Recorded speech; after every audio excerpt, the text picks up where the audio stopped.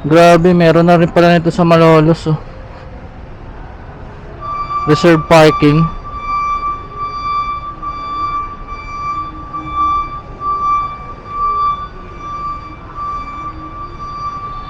Reserve parking, oh. Tumayo para sa makapag-reserve ng parking.